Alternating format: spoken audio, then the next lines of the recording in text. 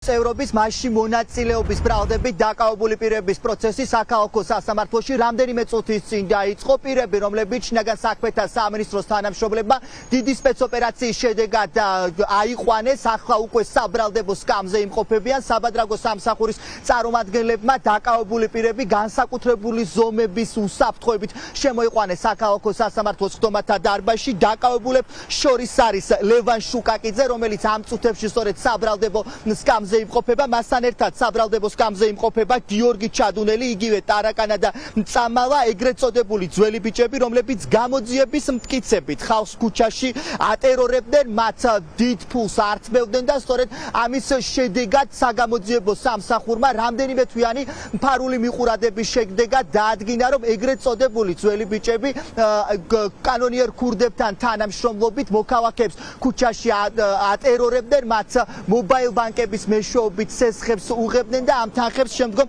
საკუთარ ანგარიშზე ირიცხავენ. ახლა საინტერესოა თუ როგორ გაიმართლებენ თავს ის პირები, რომლებიც ახლა საბრალდებო სკამზე სხედან და ის ადამიანები, რომლებსაც შინაგან საქმეთა სამინისტრო და საქართველოს პროკურატურა მძიმე დანაშაულის ჩადენას ელოდება. 50 პირი არის დაკავებული ამ საქმეზე. გუშინ გაიმართა რამდენიმე პირის სასამართლო პროცესი, დღეს კი 12 ადამიანის პროცესი იქნება და დღესვე გახდება ცნობილი, გაუშვებს თუ არა პატიმრობაში მძიმე დანაშაულისთვის დაკავებულ პირებს მოსამართლე. მე ვიცავ თორნიკე ზარიძის ინტერესებს, რომელსაც პროკურატურა ედავება, რომ მან თითქოს დამანჩაიდინა ქურდული სამყაროს მხარდაჭერა, თუმცა წარმოდგენილი მტკიცებულებებით არაფერი მსგავსი არ იკეთება. არ არის საქმეში მტკიცებულებები წარმოდგენილი იმის თაობაზე და იმის დამამტკიცებელი და ამხილებელი, რომ თორნიკე ზარიძე ნამდვილად მხარდამჭერია კრიმინალური სამყაროსი, ესე ვთქვათ, ქურდული სუბკულტურის და შესაბამისად მტკიცებულებები ამის თაობაზე წარმოდგენილი არ არის. რაც შეეხება თავად ბრალდებულის პოზიციას, იგი თავს არ ცნობს დამნაშავედ წარდგენილ ბრალდებაში. ჩვენ შუამდგომლობთ, რომ აღნიშნული პირები დარჩენ აღკვეთი ღონისძიების გარეშე.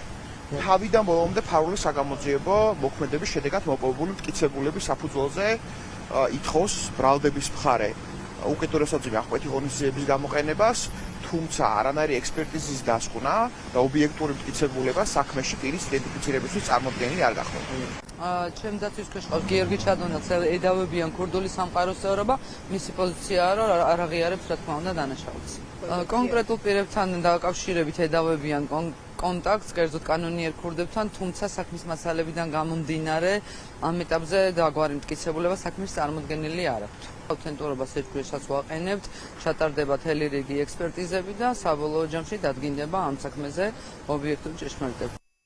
საინტერესოა რა პოზიცია ექნებათ დაკავებულ პირებს, რომელსაც სახელმწიფო ბრალდება ქურდული სამყაროს წევრობას მათთან მიმართვას ედავება. 12-ვე ბრალდებული ახლა სწორედ საქალაქო სასამართლოს ხდომათა დარბაზში იმყოფება. უფლებადამცველები ამბობენ, რომ სახელმწიფო ბრალდებას არ აქვს მტკიცებულებები, რომლებიც მათ ბრალეულობას დაადასტურებს და მეტიც უფლებადამცველები ამბობენ, რომ არც ერთი დაკავებული სახელმწიფო ბრალდების მიერ წარდგენილ ბრალს არ აღიარებს.